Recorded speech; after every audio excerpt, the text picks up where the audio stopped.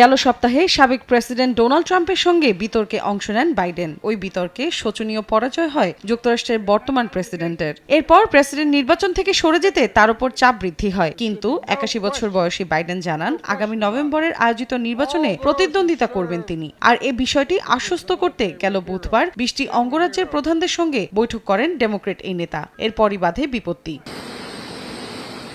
বৈঠকে তিনি জানান, বেশি ঘুমাতে রাত ৮টার পর আর কোনো অনুষ্ঠানে না যাওয়ার পরিকল্পনা তার। গভর্নরদের বলেন তিনি ভালো আছেন, কিন্তু তার মস্তিষ্ক সম্পর্কে তিনি কিছুই জানেন না। তবে বাইডেনের এ কথাটি ভালোভাবে নেননি গভর্নররা। অন্তত ৩টি সূত্র এই তথ্য নিশ্চিত করেছে বলে জানিয়েছে সংবাদ মাধ্যম CNN। আর এ বিষয়ে এখনও কোনো মন্তব্য করেনি হোয়াইট হাউস। তার এমন পরিকল্পনায় আশাহত হয়েছেন বেশ কয়েকজন ডেমোক্রেটিক গভর্নর।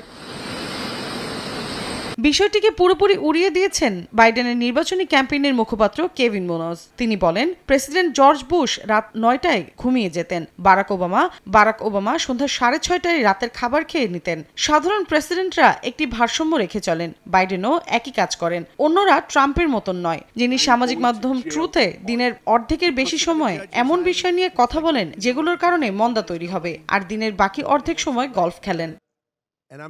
মৌসুমী সাথী, সময় সংবাদ।